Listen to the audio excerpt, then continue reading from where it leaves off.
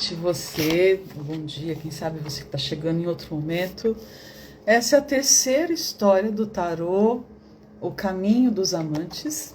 A embalagem está vazia aqui, mas as cartas estão aqui comigo. E a carta que foi sorteada na semana passada, eu demorei um pouquinho para digerir, de verdade. Ai, demorei para digerir, mas eu preciso dividir um pouco disso com vocês.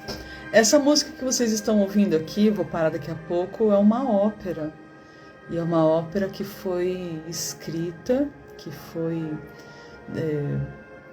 composta por Wagner. E ele decidiu que escreveria uma ópera de um jeito muito especial aqui. Não conheço muito sobre esse estilo musical, mas ela conta a história, então, das cartas, da carta de hoje, que é Tannhäuser e Elisabeth. Tannhäuser e Elisabeth representam a história do arcano número 20, que é o julgamento. Que carta, hein, para essa semana, minha gente? Vamos lá. Vamos conhecer um pouquinho do contexto. Depois, se vocês estiverem curiosos, é só pesquisar aí no YouTube Tannhäuser e vocês vão escutar a ópera. E vai ser bem divertido poder conhecer outros estilos. Fica um convite para vocês.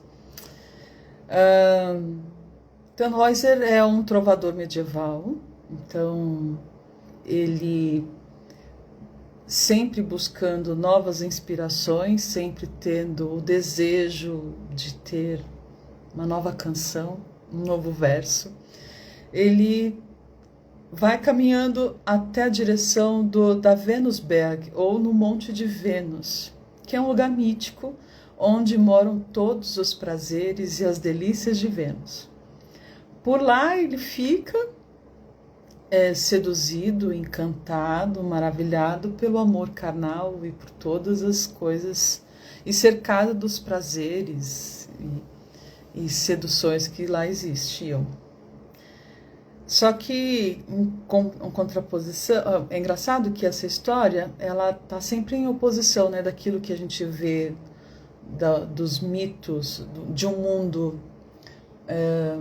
politeísta, né, que é um mundo grego, e o mundo e resquícios aqui nessa ópera, nessa história, que provavelmente já era uma coisa que já se encaminhava ali na Idade Média, que era a oposição ao mundo cristão.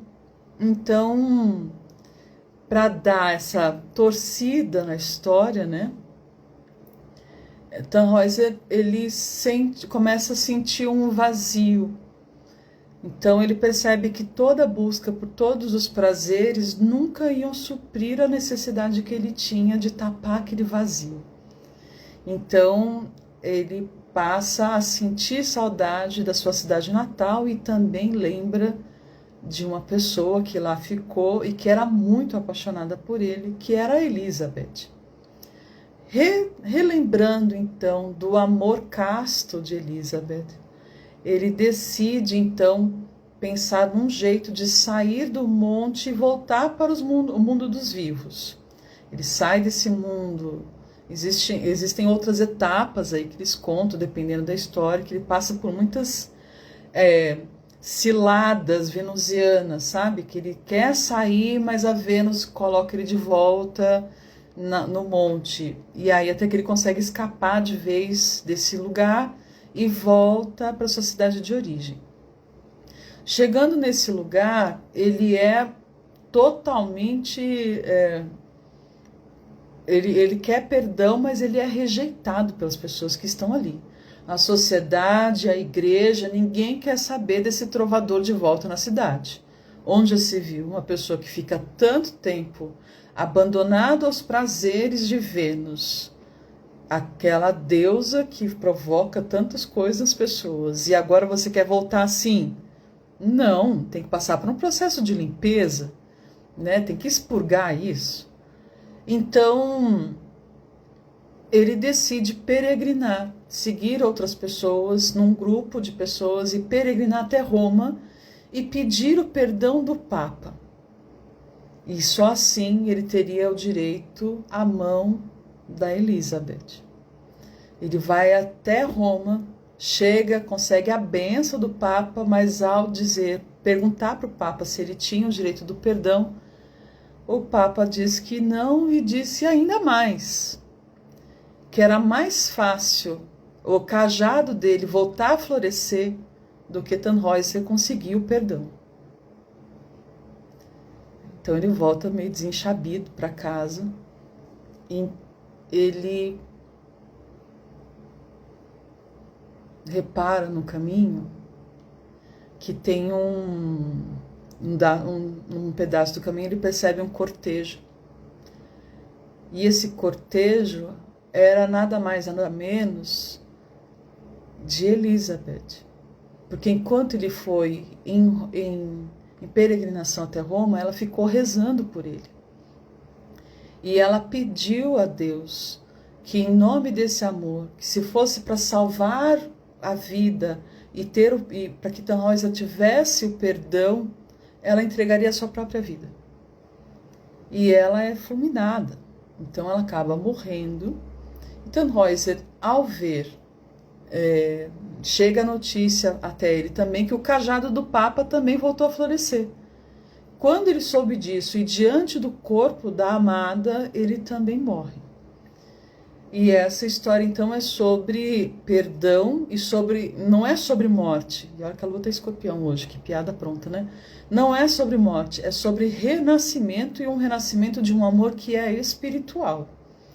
Então, é aquela busca, né, aquele chamado que a gente tem para o perdão, de retomar partes perdidas de nós, de entender que Tannhäuser, ele teve a sua oportunidade de poder viver o seu desejo, ele teve a oportunidade de viver o prazer, de viver a dor, de viver o vício, de viver a quebra desse vício e o retorno, e para solicitar o perdão das pessoas que ele amava. E ao mesmo tempo a Elizabeth representa esse amor compassivo, que não espera a coisa mais perfeita do mundo, mas essa disponibilidade desse afeto que perdoa tudo.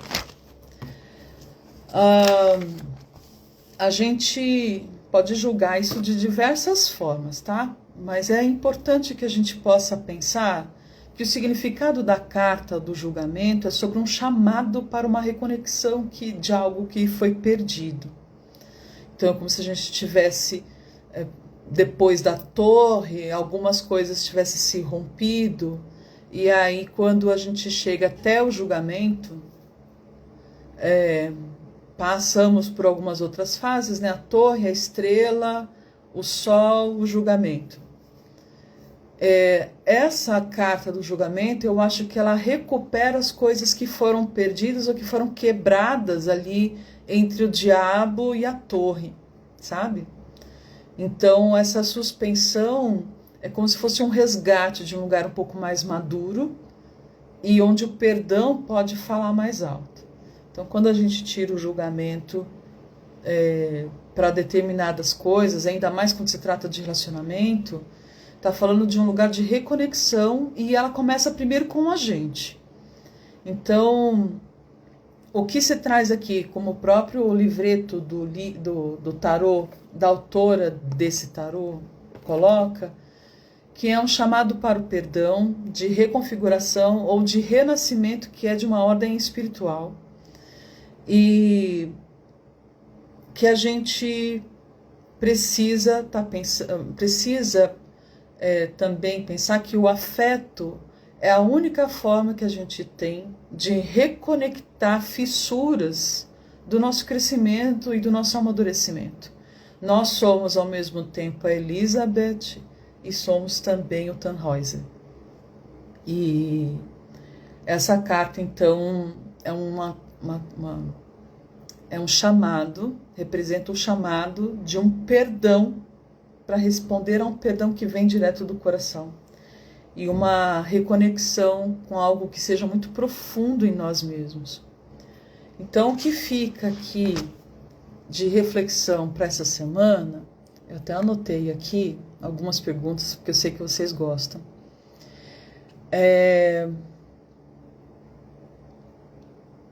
A pergunta é assim, eu tenho algumas perguntas aqui que eu até quero transferir depois para o caderno, que é assim, quantas vezes a gente se esgota nos relacionamentos afetivos, a gente percebe que a gente se exaure assim, e depois sente o desejo de encontrar outra pessoa, de conhecer outra pessoa, mas a gente percebe que ainda não dá conta de amar melhor. Então, como é que a gente pode tentar dessa vez amar um pouco melhor depois de uma situação de desgaste? Não que necessariamente a gente precisa perdoar pessoas que fizeram troças conosco, mas que algo da gente precisa ser reconfigurado e se permitir para que outra pessoa chegue. Então, que exercício que a gente tem feito isso? De que forma que a gente tem exercitado isso? E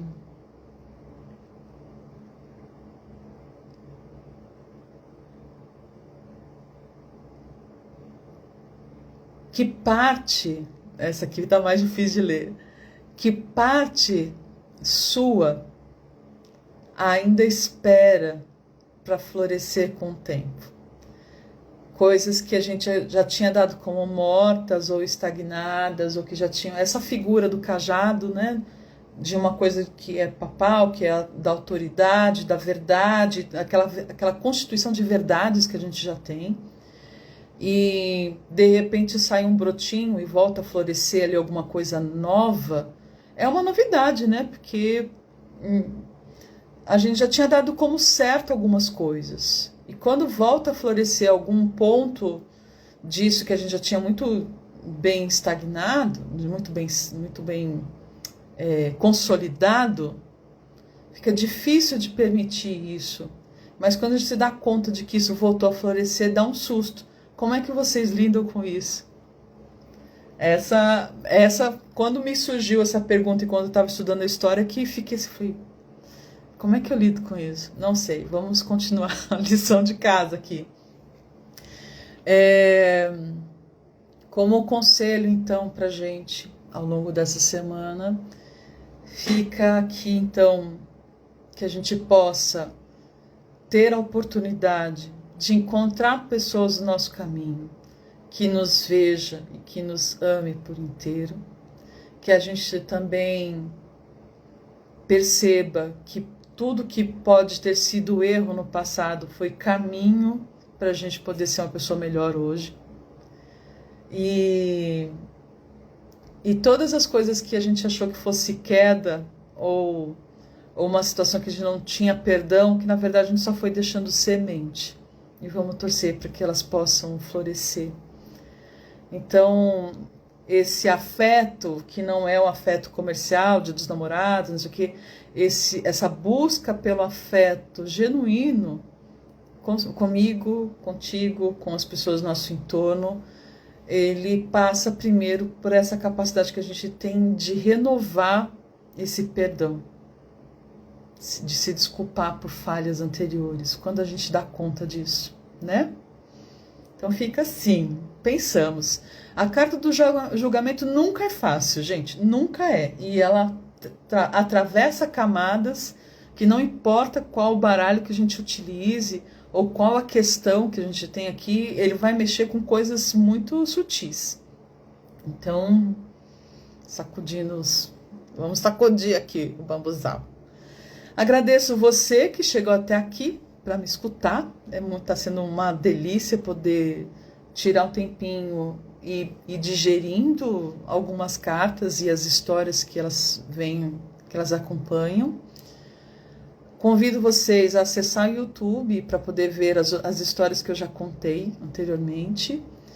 E se você também quiser, comenta aqui esse vídeo para